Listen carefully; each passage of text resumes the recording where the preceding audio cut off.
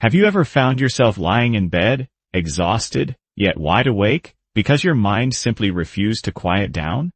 You are not alone. It is a common experience to find yourself replaying old conversations, analyzing past mistakes, and agonizing over events that happened years ago, all while desperately trying to find a perfect solution or a definitive answer. It feels like you are being productive, as if you are thinking things through or reflecting, but deep down, you know that this is not true problem solving. This is rumination. It is a compulsive, repetitive cycle of negative thoughts that does not lead to constructive results, but rather drags you deeper into a swamp of anxiety, leaving you drained and sleepless without actually resolving a single issue. To break this cycle, you must first understand the fundamental distinction between reflection and rumination. Reflection is a powerful tool. It is like carrying a flashlight in the dark. It illuminates your path, allowing you to examine your experiences, learn from your mistakes, and make better, more informed decisions in the future. Reflection is purposeful, targeted, and ultimately leads to personal growth. Rumination, on the other hand, is the exact opposite. It is like locking yourself in a windowless room, pacing back and forth, and repeatedly bumping into the walls. You are not going anywhere. You are simply exhausting yourself. It does not bring wisdom. It only brings stress and insomnia. Many of us treat our precious mental energy as if it were infinite, but it is actually one of the most limited and valuable resources we possess. When you ruminate, you are taking that finite energy and feeding it to old plotlines, events that are already finished and cannot be changed. This constant entanglement with the past acts as a massive drain on your well-being. It turns your brain into a machine that consumes its own capacity, feeding on memories that no longer serve a purpose. So, how do you reclaim your peace? The first step is to recognize that rumination is an active choice, even if it feels automatic. You must make a conscious effort to interrupt the loop. If you find yourself spiraling, allow yourself a limited time, perhaps 5 minutes, to acknowledge the issue, and then make a definitive decision to stop. When the time is up, you must say to yourself, "It is time to stop." This self-talk is incredibly powerful. You can remind yourself, "It is not the end of the world," or "I will handle this tomorrow."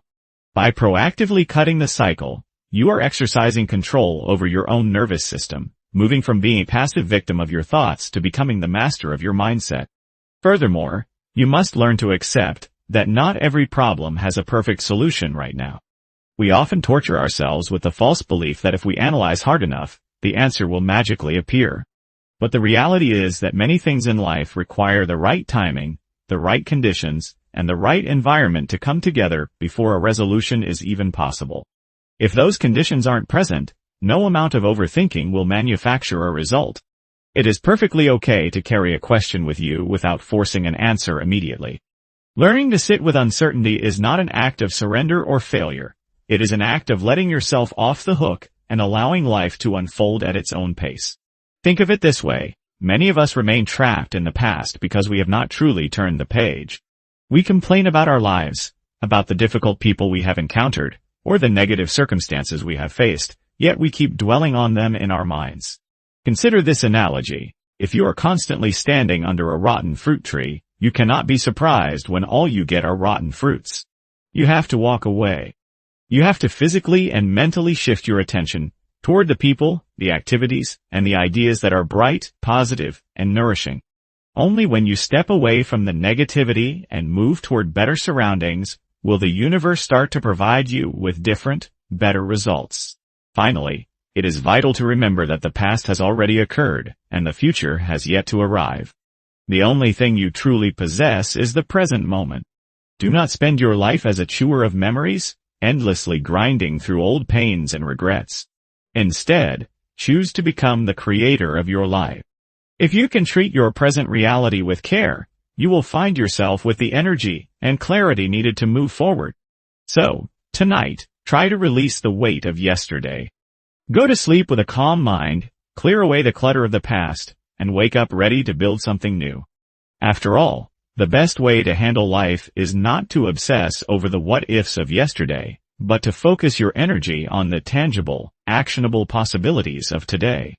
Taking that step, walking away from the rotten tree, and committing to your own mental well-being is the only way to truly reclaim your power. Like and subscribe for more cognitive insights. Have a nice day.